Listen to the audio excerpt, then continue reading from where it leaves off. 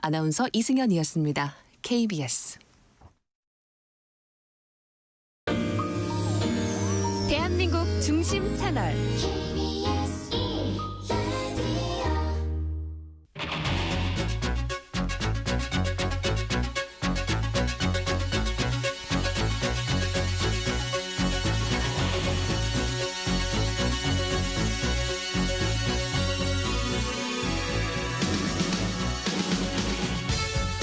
안녕하십니까. 성기영의 경제쇼 아나운서 김기만입니다. 이번 주 수요일까지 제가 함께하고 있습니다. 수출 효자죠. 내년 자동차 수출의 경고등이 켜졌습니다. 오늘 한국자동차연구원이 발표한 보고서에 따르면 내년 자동차 수출이 올해보다 감소하거나 간신히 턱걸이로 플러스 성장을 할 것이란 건데요. 그 이유는 미국 보호무역주의 확대와 중국 완성차 업체의 글로벌 진출 확대 때문입니다. 보호무역주의를 앞세운 트럼프 2기 행정부 출범을 앞두고 위기감이 커진 산업 중에 하나가 바로 자동차인데요. 여기에 일본 2위와 3위 완성차 제조업체인 혼다와 닛산이 통합 논의에 나서고 있고요. 중국 저가형 전기차 BYD의 공세도 아주 거센 상황입니다. 과연 복잡해진 글로벌 자동차 시장에서 국내 자동차 기업의 경쟁력은 무엇이 될지 짚어보겠습니다. 지난주 미국 연준이 내년 금리 인하 속도를 늦추겠다고 밝혔는데요. 이후 꺾였던 투자 심리가 되돌아올지 FOMC 발 후폭풍이 국내외 금융시장에 미칠 영향 전망을 해보겠습니다. 이 시간 유튜브로도 함께합니다.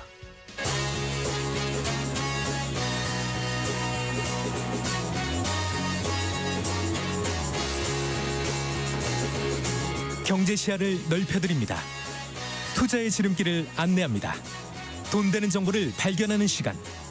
KBS 1라디오 경제쇼.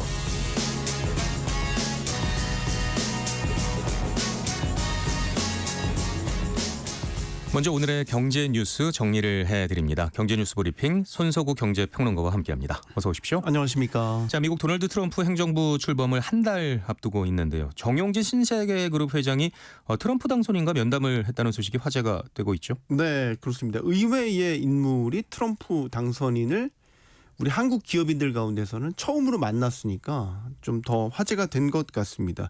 그 업계에 따르면요, 정용진 회장은 지난 17일에 트럼프 당선인의 자택이 있는 미국 플로리다주 마러라고 리조트를 찾았고요.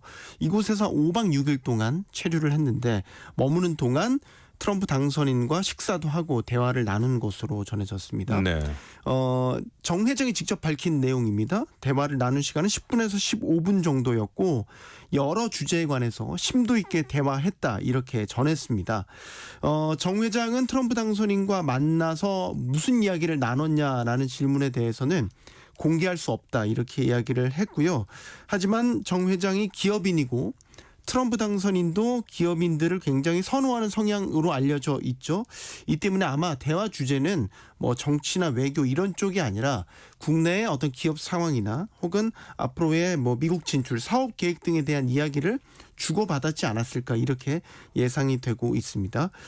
정 회장은 미국 트럼프 행정부 2기 출범을 앞두고 트럼프 당선인을 만난 첫 한국 기업인이 됐죠. 네. 이에 따라서 앞으로 트럼프 정부와 소통을 하게 될 민간 외교로서의 역할에도 관심이 집중되고 있고요. 정 회장은 또 트럼프 말고요. 일론 머스크 테슬라 CEO와도 별도로 회동한 것으로 전해졌습니다. 네. 잘 알려져 있는 것처럼 머스크는 뭐 그 자체로도 워낙 유명한 인물이기도 하지만 트럼프 행정부에서 정부 효율부의 공동수장으로 일할 예정이지 않습니까? 더욱이 이번 그 모임에서도 트럼프 바로 옆자리에 앉았잖아요. 그래서 핵심 실세로 그만큼 부상한 인물이기 때문에 이 정 회장과의 만남에도 그만큼 재계 이목이 집중될 수밖에 없겠죠. 네. 그런데 정 회장이 어떻게 트럼프 당선인을 만나게 된 건가요? 이 정 회장의 이 마러라고 방문과 관련해서는 그 트럼프 당선인의 장남입니다. 트럼프 주니어가 아주 막역한 역할을 한 것으로 전해지고 있습니다. 네. 정 회장이 트럼프 주니어와 매우 돈독한 사이로 알려져 있어요. 두 사람 모두 배경이 비슷한데 독실한 기독교 신자로 알려져 있고 그걸 바탕으로 친분을 쌓아서 지금은 서로 뭐 브로, 그러니까 뭐 미국으로 브로인데 형제라고 서로 부를 정도로 굉장히 돈독한 관계라고 알려져 있고요. 네. 트럼프 주니어가 또 특히 주목을 받는 거는 이번 선거 과정에서 트럼프가 당선되는데 혁혁한 공을 세운 것으로 알려져 있고 트럼프 차기 행정부에서 어떤 공식 직책은 맡지는 않을 것으로 알려졌지만 각종 인선에 깊숙이 관여하는 핵심 실세로 알려져 있습니다. 대표적으로 J.D. 벤스 상원 의원을 부통령 후보로 추천한 사람이 바로 트럼프 주니어다라는 게 미국 정계의 정설입니다. 네. 정 회장은 트럼프 당선이나 그 측근이 한국 상황에 관심을 표했는지 질문에 대해서 한국 상황에 대해서 관심을 표했고 여기에 대해서 대한민국 저력 있는 나라니까 믿고 기다려달라라고 얘기를 한 것으로 전해지고 있습니다. 정 회장은 민간 외교 초널로서의 역할에 대해서는 선을 긋는 것처럼 이야기를 하기는 했어요. 하지만 트럼프 주니어와의 친분으로 인해서 앞으로 원하든 원하지 않든 트럼프 행정부와의 민간 소통 창구로서 역할에 어쨌든 재계에선 기대가 커지고 있고요. 이런 것들 때문에 오늘 주식시장에서 정 회장의 트럼프를 만났다는 소식에 신세계 그룹주들이 일제히 급등하는 이런 모습을 보였습니다. 네. 자, 삼성전자가 미국 반도체 투자에 따른 보조금 지급을 확정을 지었죠. 네, 그렇습니다. 주말 사이에 나왔고요. 삼성전자가 이제 미국 텍사스주 테일러시에 신규 투자를 결정한 반도체 공장 건설과 관련해서 미국 상무부와 47억 4,500만 달러, 우리 돈으로 6조 9천억 원의 직접 보조금을 받는 계약을 최종 체결했습니다. 네. 이 보조금은요, 지난 2022년에 의회의 초당적 지지를 받아서 통과한 반도체법에 근거한 보조금이 되겠습니다. 그러니까 미국의 반도체 투자를 유도하기 위해서 이 투자에 따른 보조금을 지급하는 게 이제 법에 근거가 돼 있고요. 바이든 행정부 임기 한 달을 앞두고 최종 보조금 규모가 결정됐습니다. 다만 이번에 확정된 보조금 47억 4,500만 달러는 당초 지난 4월에 체결했던 예비거래각서 당시에 발표했던 보조금 64억 달러와 비교를 하면 많이 줄었어요. 26% 줄어든 금액이거든요. 또 앞서 보조금 규모를 확정 지은 인텔이나 뭐 TSMC, 마이크론과 비교를 해도 보조금 절대 규모가 좀 적습니다. 네. 이유가 있는데 삼성전자의 그 투자 계획이 일부 변경이 됐습니다. 그래서 이 테일러시에 직접 투자하는 투자액이 당초 440억 달러에서 370억 달러로 줄어든 영향입니다. 일단 보조금 액수는 감소를 하기는 했지만 보조금 지급을 일단 확정 지으면서 삼성전자로서는 한숨을 돌리게 됐습니다. 뭐 한 달 뒤에 미국 대통령으로 임기를 시작하는 트럼프 당선인이 이 반도체 보조금을 지급하는 데 있어서 굉장히 부정적인 것으로 알려져 있기 때문에 자칫 이 보조금 확정을 짓지 못한 채 다음 정부로 넘어가게 되면은 트럼프 행정부에서 이 협상을 원점에서 다시 해야 될 수도 있는, 삼성 입장에서는 최악의 상황을 맞이할 수도 있었기 때문이죠. 예. 하지만 당초 약속한 것보다는 보조금 감소폭이 너무 큰 것 아닌가요? 그러니까 좀 너무 크죠. 이게 삼성이 투자금이 줄어든 그 퍼센테이지가 16%예요. 예. 근데 이제 그 보조금 지금 26%가 26%. 감소를 했으니까 그것과 비교를 해도 너무 좀 많이 깎인 것 아니냐 이런 지적이 나오고 있고, 다른 그 미국 기업들이나 뭐 대만 기업들도 일부 깎이긴 했는데 그 기업들과 비교를 해도 너무 많이 큰 폭으로 깎인 거긴 합니다. 근데 여기에는 삼성전자의 투자 규모 절대치가 축소된 것뿐만 아니라 예를 들면 세부 수치도 좀 봐야 돼요. 예를 들어서 뭐 최신 반도체 생산 비중이 어떻게 되는지 이런 부분들을 봐야 되거든요. 근데 이런 것들은 공개가 안 된 상태란 말이죠. 예를 들어서 법에는 이런 것도 있습니다. 2030년까지 최첨단 칩의 5분의 1가량을 미국에서 생산하도록 한다. 이런 목표가 명시돼 있어요. 그러니까 이런 것들을 얼마나 충족시키는지 여부에 따라서도 투자금의 그 규모가 결정이 될 수 있거든요. 예. 현재는 미국 내에 최신 칩과 관련돼서는 생산 비중이 거의 없는 그런 상황입니다. 변수가 하나 더 있습니다. 이번 결정에 따른 보조금 대부분의 실제 지급은 물론 확정은 됐어요. 총회 확정은 되지만 실제 지급은 차기 트럼프 행정부 임기 동안에 집행이 됩니다. 예. 네. 그러니까 투자 집행의 진척 정도에 맞춰서 보조금 지급이 이루어지거든요. 이렇게 되면 트럼프 당선인이 앞서 말씀드린 대로 보조금 지급에 매우 부정적인 입장을 피력해온 터라 집권하고 나서 집행하는 과정에서 또 어떤 딴지를 걸지 알 수 없는 대목인 거죠. 네. 자, 청년층의 연평균 소득이 3천만 원에도 미치지 못하는 것으로 나타났다고요. 네, 통계청이 오늘 발표한 2023년 생애단계별 행정통계 결과에서 나온 겁니다. 지난해 근로 및 사업 소득이 있는 청년층 15세에서 39세까지인데요. 이들의 연평균 소득 2,950만 원으로 집계됐습니다. 40에서 64세까지의 중장년층의 연평균 소득은 4,259만 원입니다. 청년층보다 1.5배가량 많았습니다.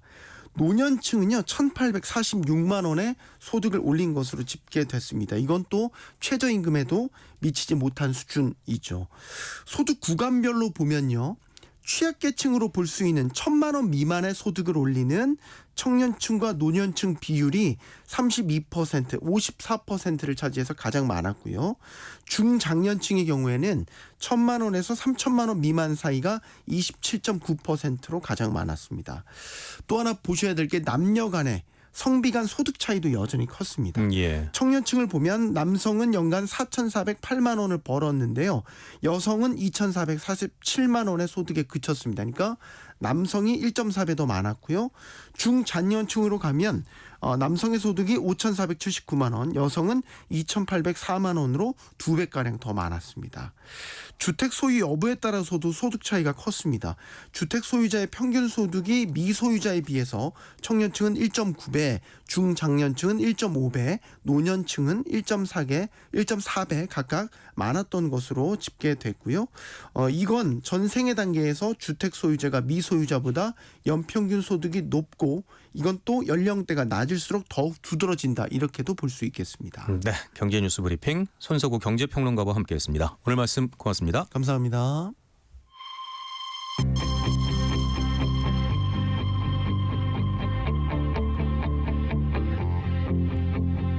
경제 전문가의 원포인트 레슨.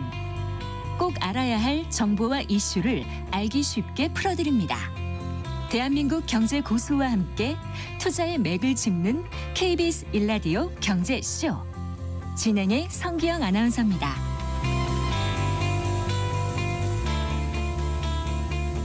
네, 트럼프 2기 행정부가 출범을 하면 글로벌 자동차 산업이 새롭게 재편될 것이라는 전망이 나오면서 각국의 주요 자동차 기업은 여러 가지 고민에 빠졌는데요. 당장 혼다와 닛산은 합병 논의에 들어간다는 소식이 들려옵니다. 중국의 저가 공세는 거세질 것으로 보이는데요. 현대기아차는 어떤 묘수를 가지고 있을지 궁금해집니다. 자세한 이야기 국민대 자동차 운송 디자인학과 권영주 교수와 함께 짚어보겠습니다. 어서 오십시오. 네, 안녕하세요. 자, 트럼프 미국 대통령의 2기 출범을 앞두고 가장 타격을 받을 산업 가운데 자동차 산업이 꼽히고 있는데요. 네. 트럼프 재집권으로 자동차 산업에 미칠 영향 어떻게 보고 계신가요? 일단 뭐 보편적 관세 얘기가 나오잖아요. 자동차를 대놓고 찝었어요.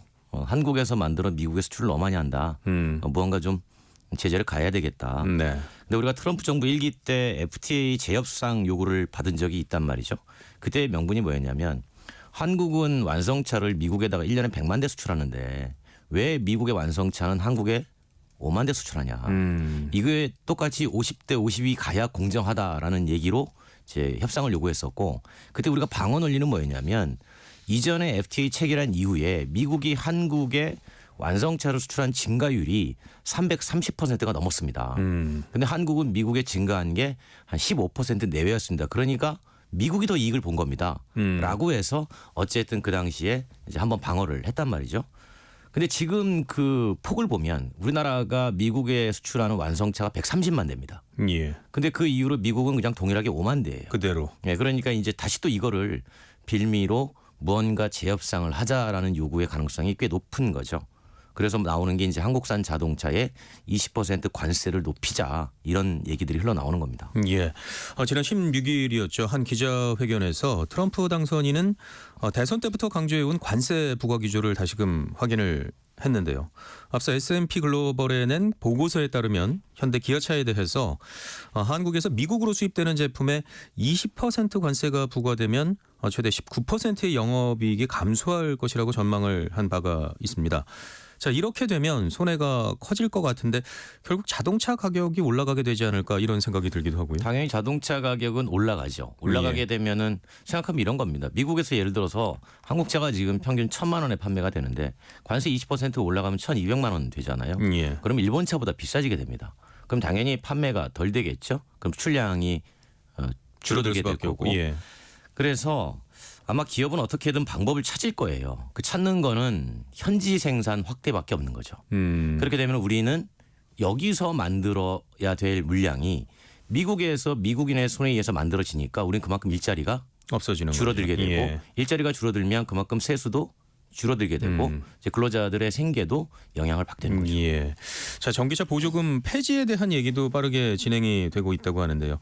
로이터 통신이 입수한 트럼프 인수팀 내부 문건에 따르면 조 바이든 행정부가 추진한 인플레 감축법에 근거한 최대 7,500달러 규모의 전기차 보조금을 폐지하는 방안을 권고하고 있다고 하는데 네. 전기차 보조금을 폐지를 하게 되면 현대 기아차에는 악재가 아닐까요? 그러니까 악재는 악재인데 이건 이미 예상을 했던 겁니다. 그러니까 왜냐하면 지금도 미국에서 현대차와 기아가 한국산 전기차의 보조금을 받는 건 플리트 판매만 받아요. 그러니까 개인에게 판매하는 건 못 받고 있습니다. 네. 그러니까 렌터카로 판다든가 이런 거에만 받고 있는 거죠. 그래서 이거는 이미 예측을 해서 현지 생산으로 대응한다는 전략하에 이제 현지 공장을 최대한 빠르게 완성을 하려는 건데 다만 이제 한국산 전기차는 타격이 불가피하겠죠.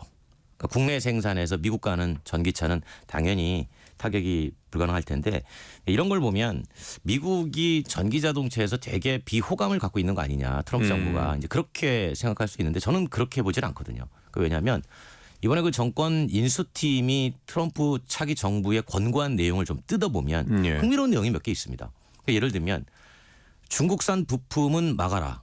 그리고 중국산 소재도 막아라.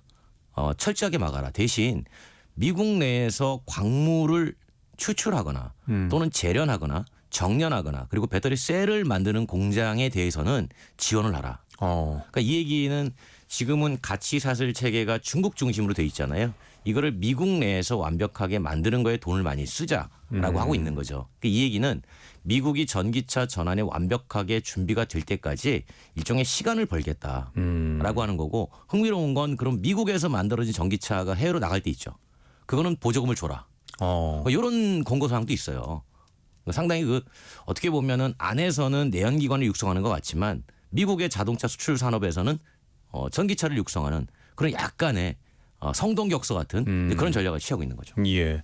트럼프 당선인은 정권 1기에서도 한국 자동차 관세를 25%까지 올리겠다고 밝힌 적이 있었는데요.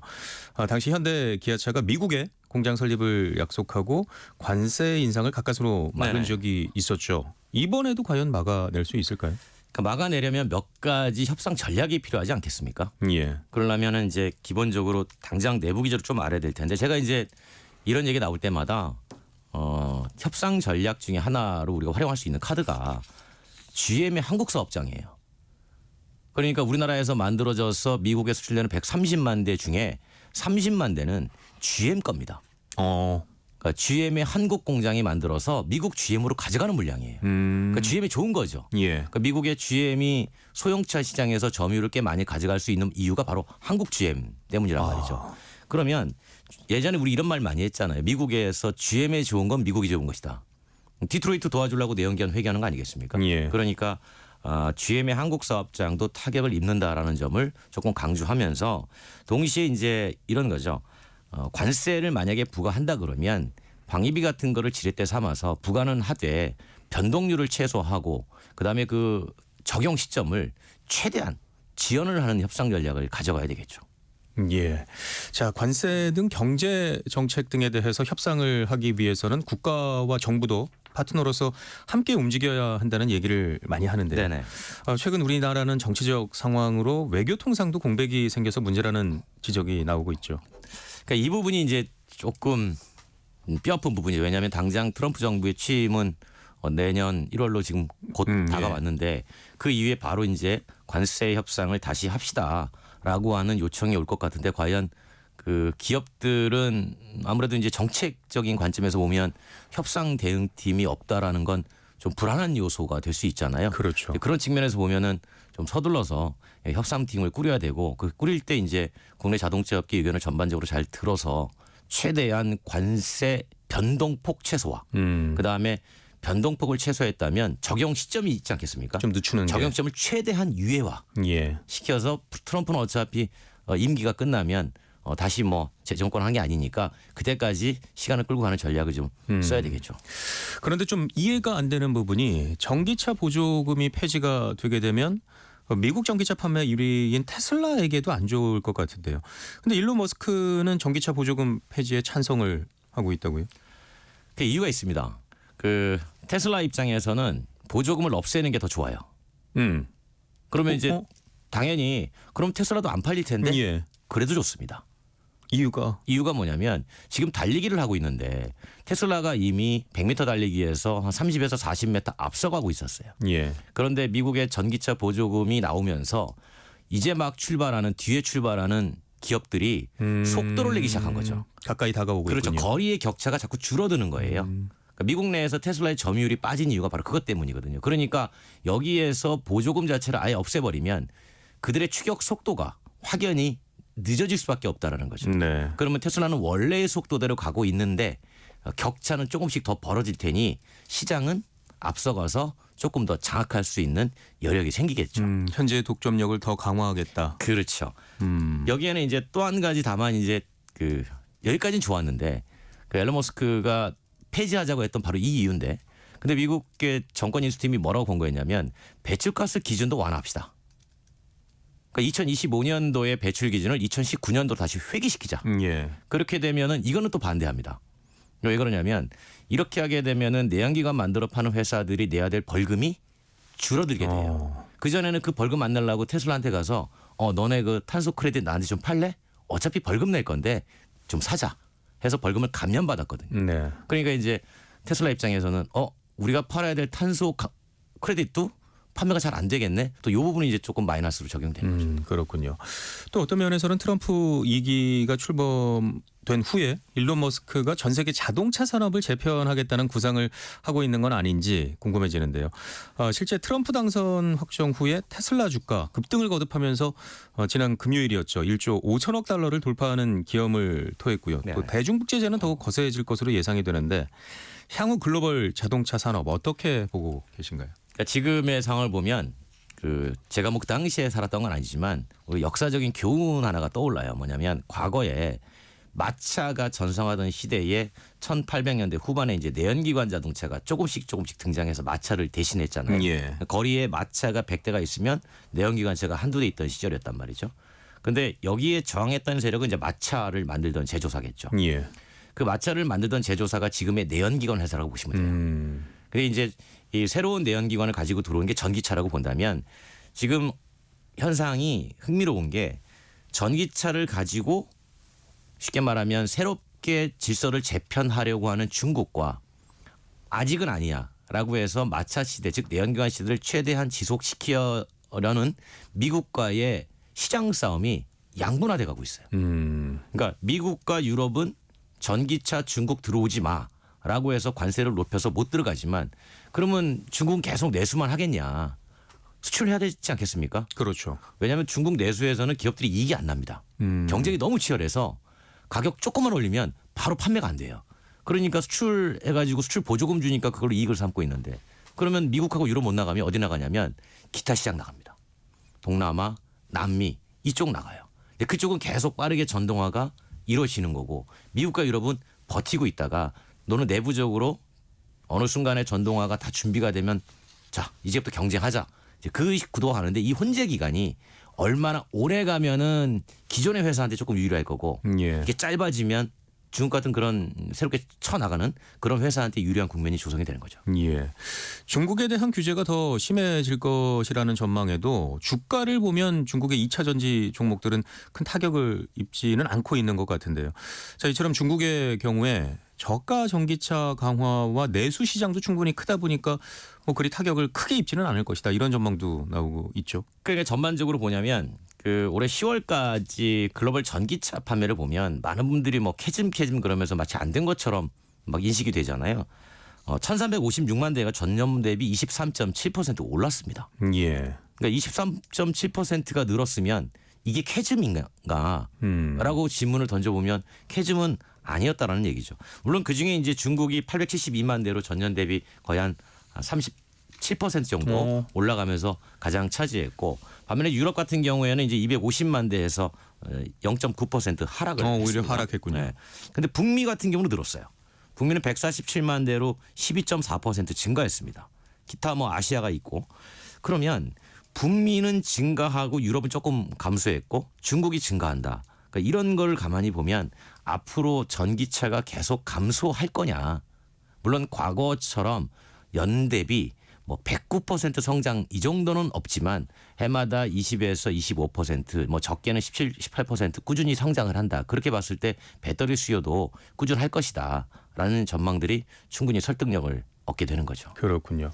자, 이런 가운데 일본 자동차 회사 혼다와 닛산이 합병 논의에 나섰다는 보도가 나오고 있는데 혼다와 닛산의 합병 배경은 뭘까요? 이렇게 보시면 돼요. 본격적인 규모의 경쟁이 시작됐다고 보시면 되는데 그러니까 자동차 산업의 재평 과정이 단계별로 좀 있는데 초기에는 일단 우죽수 막 등장합니다. 옛날에 내연기관도 마찬가지였고 전기차도 마찬가지예요. 그다음 한 300만 대 정도 규모를 이루면 이제 독창적인 제품력으로 시장에 존재감을 부여하는 회사가 나타나기 시작해요. 예.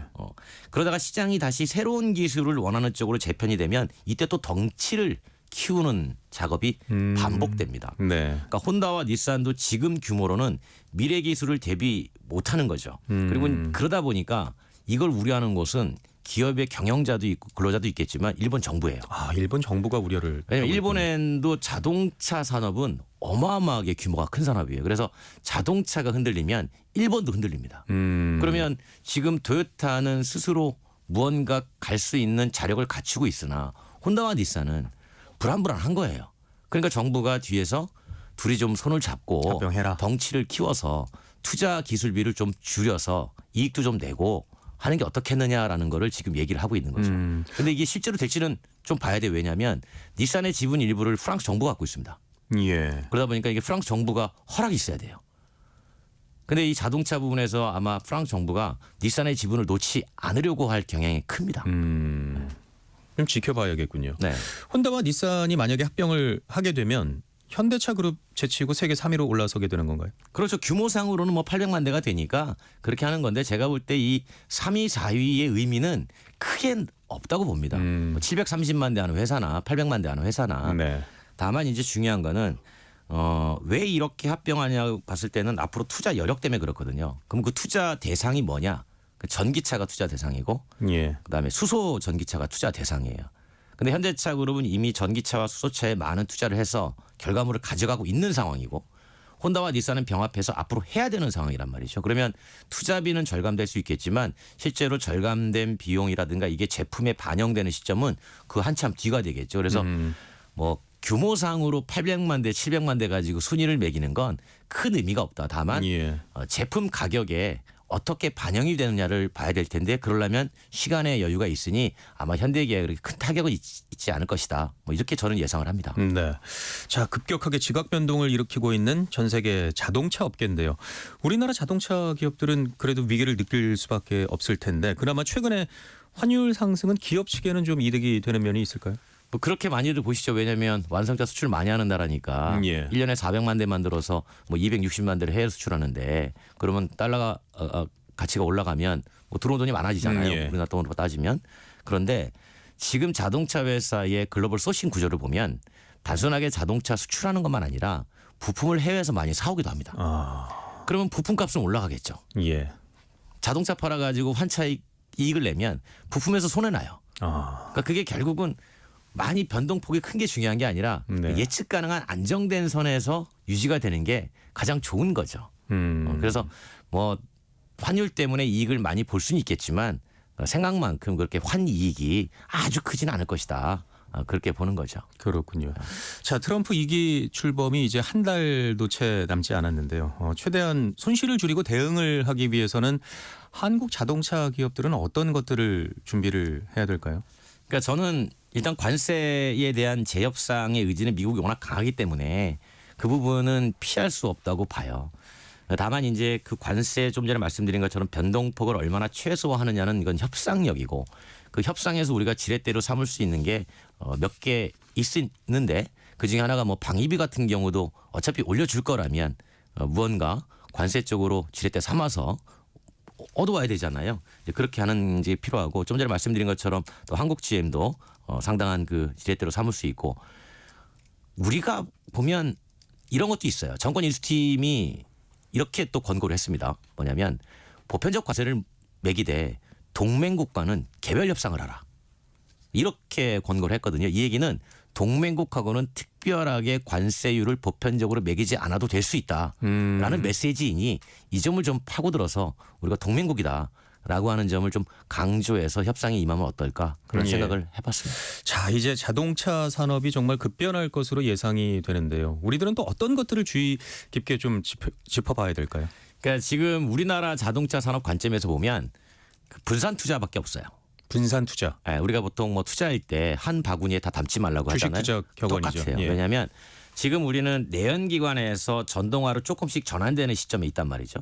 그런데 어떤 나라는 내연기관이 잘 팔리고 어떤 나라는 전기차가 빨리 성장하고 또 어떤 나라는 아니야. 우리는 하이브리드야. 또 하이브리드가 많이 성장하고 또 어떤 나라는 하이브리드보다는 플러그인 하이브리드가 인기가 좋고 이게 한 4가지 부류가 각자 갑니다. 그러면 우리나라 입장에서는 그 나라에 맞는 제품들을 개별적으로 다 투자해서 그런 제품들을 끌고 나가야 되거든요. 예. 그러니까 어느 하나에 집중하는 게 아니라 그 4마리의 말이 있으면 4마리의 말에게 먹이를 골고루 줘서 얘들이 서로 잘 뛰게 만들어줘야만 잘 뛰는 말은 잘 되는 나라에서 이렇게 투입이 가능한 거죠. 예. 이제 그걸 이제 홀로 해내려니 상당히 벅찬 거죠. 그래서 이제 자동차 업계에서는 이런 기술 개발 쪽에는 정부의 좀 정책 자금이 좀 투입되면 좋겠다라고 이제 제안들을 많이 하고 있는 거죠. 예를 들어서 뭐 수소 전기차 같은 경우는 아무리 기업이 혼자 해도 예. 할 수 없는 겁니다. 왜냐하면 완전히 에너지를 바꾸는 거여서 인프라부터 생산, 유통, 저장 이 역할들이 다 필요하거든요. 거기에는 또 정부의 정책적인 지원이 분명히 그렇죠. 필요한 부분이 있고요. 이거를 자동차 만드는 회사가 다 할 수 없단 말이죠. 그렇다고 에너지 만드는 회사가 다 할 수도 없습니다. 그러면 이게 서로 유기적으로 연결되게 무언가 정책적인 기술 지원이 좀 많이 필요하다. 예. 이런 얘기들을 많이 하고 있는 거죠. 자, 이제 정말 자동차 산업이 급변할 것으로 예상이 되는데 이 위기 같은 상황이 한국 자동차 기업들에게 또 한편으로는 기회가 될 수도 있겠죠. 있어야죠. 당연히 그러겠죠. 예. 우리는 항상 위기가 있으면 잘 극복을 해왔었거든요. 예. 최근에 나오는 얘기가 그나마 한 7, 8년 전부터 전동화가 빠르게 진행이 되니까 부품 회사들이 뭐 했냐면 이대로 가다간 부품 회사가 내연기관만 하다가 쓰러질 수 있겠구나. 그때 전동화에 대비를 많이 해놨어요. 기회가 됐죠. 네. 그래서 한때 뭐 전동화 빨리 되면은 900개의 부품 기업이 사라진다라는 예측이 지금은 전동화가 돼도 한 5, 600개 정도 사라지고 만다. 나머지 한 2, 300개는 어쨌든 시간을 번 거잖아요. 예. 이게 조금만 더 가면 이제 충분히 이 부품 회사도 견뎌낼 수 있는 시간을 가져갈 수가 있으니까 이제 전환의 속도 조절이 필요한 시점인 것 같아요. 예. 이제 그러려면 우리나라에서도 지금 내년에 전기차 보조금도 자꾸 줄어든단 말이죠. 이런 것도 조금 더 생각해보고 그다음에 전기차 운행할 때 혜택도 내년에 줄이거든요. 과연 이게 맞는 건가? 그러니까 어차피 전동화로 갈 거라면 굳이 그런 혜택들을 줄이는 게 맞는 건지 한 번쯤은 되돌아볼 필요가 있다라는 거죠. 네, 오늘 말씀은 여기서 마무리하도록 하겠습니다. 국민대 자동차 운송 디자인학과 권영주 교수와 함께했습니다. 유익한 정보 잘 들었습니다. 고맙습니다.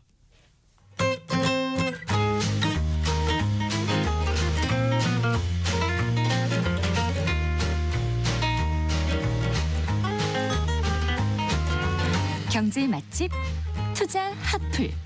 지금은 돈 벌기 딱 좋은 시간. KBS 1라디오 경제쇼.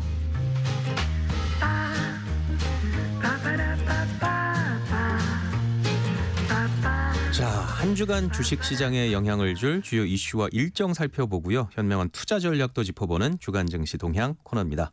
자, 오늘도 LS증권 리테일 사업부 염승환 이사와 함께합니다. 어서 오십시오. 네, 안녕하세요. 자, 지난주 미국 증시는 다소 흔들렸던 것 같은 느낌인데요. 한 주가 미국 증시부터 먼저 살펴볼까요? 네, 그 미국 증시가 잘 달렸는데 지난주는 좀 빠졌습니다. 예. 지난주 한 주간 다우가 마이너스 2.25%, 나스닥이 1.78%, S&P 500이 1.99% 빠지면서 연일 이제 사상 최고치 행진을 기록하다가 지난주는 좀 빠졌는데 빠진 이유는 이제 FOMC가 열렸죠 지난주에. 근데 연준이 이제 매파적이라 그러죠. 이제 금리 인하를 보통 한 내년에 4번 정도 할 거로 예상을 했는데 예. 이제 2번 정도밖에 안 할 것 같다. 금리 인하가 이제 좀 속도가 둔화되다 보니까 시장이 이제 그런 부분에서 좀 실망을 했고 또 거기에 이제 주요 기업들의 주가가 워낙 또 많이 올랐었거든요. 이제 그런 것들이 조금 이제 부담으로 작용했는데 특히 지난주에 그 테슬라 주가가 한 3.5% 정도 좀 하락을 한 게 좀 예. 부담이었고, 근데 그런 가운데서도 약세장 안에서도 애플은 2.56% 오르면서 사상 최고치 또 경신을 해줬고, 요즘에 양자 컴퓨터가 또 되게 강세거든요. 예, 근데 대세죠. 이제 대표 기업이 이제 아이온큐인데, 요 기업에 그 투자한 한국 투자자분들이 굉장히 또 많다고 하시더라고요. 예. 근데 지난주에 31%나 또 급등을 했어요. 예. 그래서 양자 컴퓨터 주들은 이제 제갈 길을 좀 가는 모습들이 좀 나왔는데, 어쨌든 이제 미국 증시 전체적으로는 조금 이제 금리 인하 속도가 둔화될 거라는 이제 그런 이슈가 나오면서 좀 쉬어가는 한 주였다라고 말씀을 드리겠습니다. 예. 자, 국내 증시는 지난주에 다시 급락하면서 부진한 모습을 보였는데요.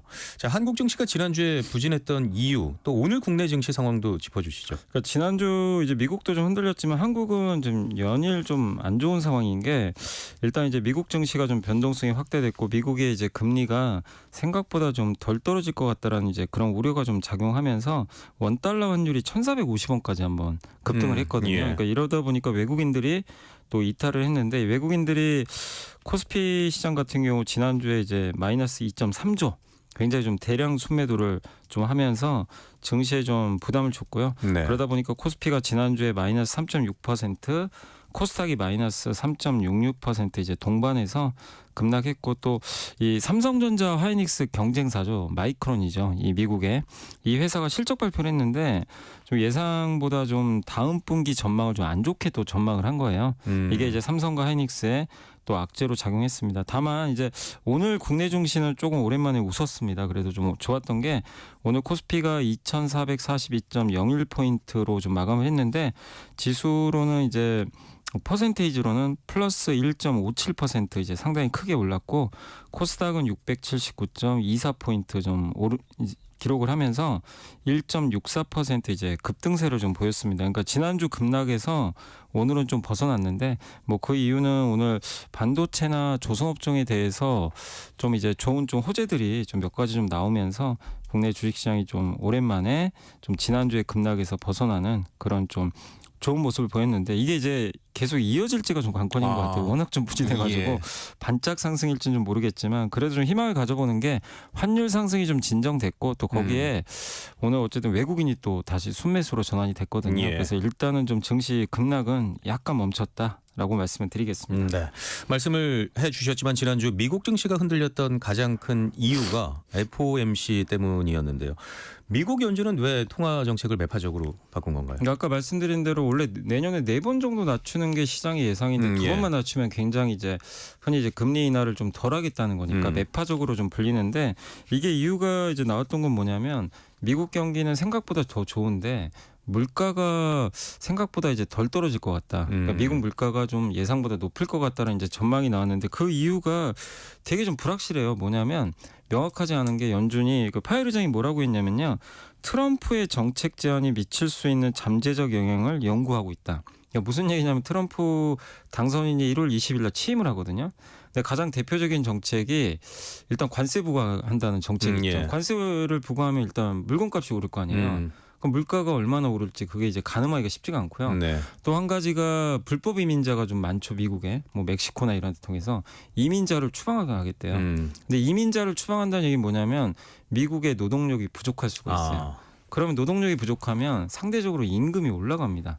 일자리도 부족하기 때문에, 그렇게 되면 이것도 역시 물가 상승에 약간 영향을 줄 수 있거든요. 근데 이 예. 두 가지가 트럼프가 이제 취임하고 나서 어떤 정책을 펼지 명확하진 아직 않아요.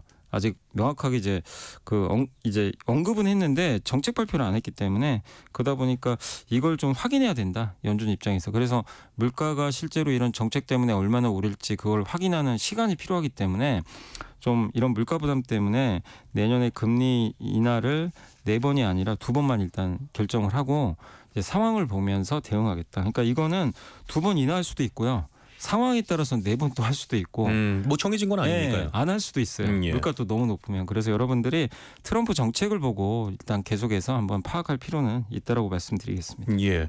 시카고 연방은행 총재 발언도 조금 회자가 되고 있던데요. 네, 시카고 그 연방은행 총재가 이제 그 오스탄 굴스비라고, 이분이 이제 우리가 흔히 금리 인상에 찬성하는 사람을 매파라 그러고, 예. 금리 인하 쪽에 좀 치우친 사람 비둘기라 그러는데 예. 비둘기 중에 왕비둘기입니다. 그냥 비둘기도 가장 아니고. 왕이에요. 예, 예. 그래서 항상 금리 인하해야 된다. 근데 이번에도 금리 인하에 대해서 좀 굉장히 좀 적극적인 또 얘기를 좀 해줬고 뭐라고 했냐면 이번에 물가 지표가 하나 나왔는데 예. 예상을 항해한 인플레 수치를 얻어서 너무 기쁘다. 최근 물가 예상보다 높았는데 이제 물가 목표가 2%거든요. 예. 그 경로대로 가고 있다. 분명하다. 금리 인하하자. 네, 그러니까 약간 이제 그런 뉘앙스를 한 거예요. 그러니까 시장이 이것 때문에 좀 미국 증시가 금요일은 또 좋았거든요. 그래서 일단 시카고 연방은행 총재 발언은 상당히 긍정적으로 작용을 했습니다. 네. 자, 미국 연방 정부가 셧다운을 면했죠. 미국 하원이 임시 예산안을 가결을 했는데요. 증시에 뭐 호재로 물론 작용을 하겠죠. 네, 그러니까 일단 이번에 만약에 그 토요일 날 만약에 이게 서로 합의가 안 됐으면요. 내년 3월 14일까지 그 이제 정부 예산 편성이 안 돼 가지고 연방 정부가 돈을 쓸 수가 없어요. 뭐 공무원 월급도 지급 못 하고 예. 그냥 아무것도 못 하는 거죠. 말 그대로 셧다운이 되는 거죠. 셧다운이 되는 거죠.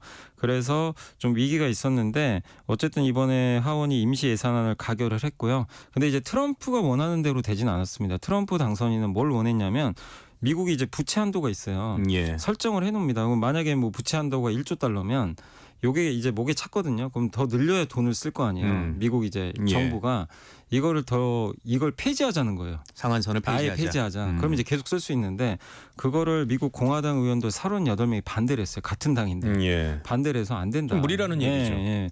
그래서 사실 이거는 통과가 안 됐습니다. 이 부분은 빠졌고 일부 부채 한도를 일부 늘리는 거는 이제 합의를 했는데 트럼프 당선이 원하는 것처럼 그냥 무제한으로 폐지하는 거는 되지 않았습니다. 그만큼 미국이 지금 부채가 상당히 많거든요. 예. 공화당 의원들도 이걸 무작정 늘리는 건 되게 좀 반발을 하고 있어요. 그래서 어쨌든 이제 우여곡절 끝에 셧다운은 좀 면했지만 이걸 우리가 보면서 느낄 수 있는 건 지금 트럼프 2기에 우리가 느끼는 건 트럼프가 1기랑 다르게 공화당을 다 장악한 거라고 생각을 했거든요. 예. 자기가 원하는 사람들을 지금 집어넣고 있어요.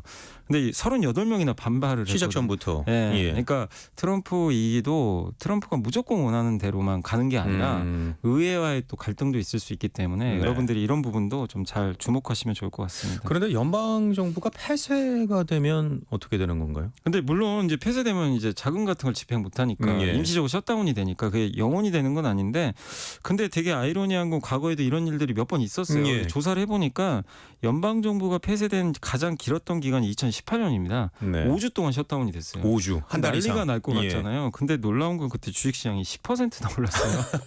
아니 저희가 예상. 네. 네, 근데 왜냐하면 이게 결국엔 해결될 거다. 아, 네. 낙관적인 네. 생각을 하고 네, 있기 결국 때문에. 이게 왜냐하면은 영원히 되는 문제는 아니기 때문에 예. 그래서 오히려 주식시장은 그런 것 때문에 좀 반등하는 경우도 있었는데 물론 좋은 내용은 아닙니다. 그렇죠. 그렇지만 과거에 이게 주식시장에 그렇게 악재로 작용한 적은 패닉이 그렇게, 될 정도는 네, 아니라는. 그건 아니다 이렇게 예. 말씀드리겠습니다. 자, 미국이 중국 수입품의 10%를 미국 선박으로 운송하도록 요구하는 선박법을 발의를 했는데요.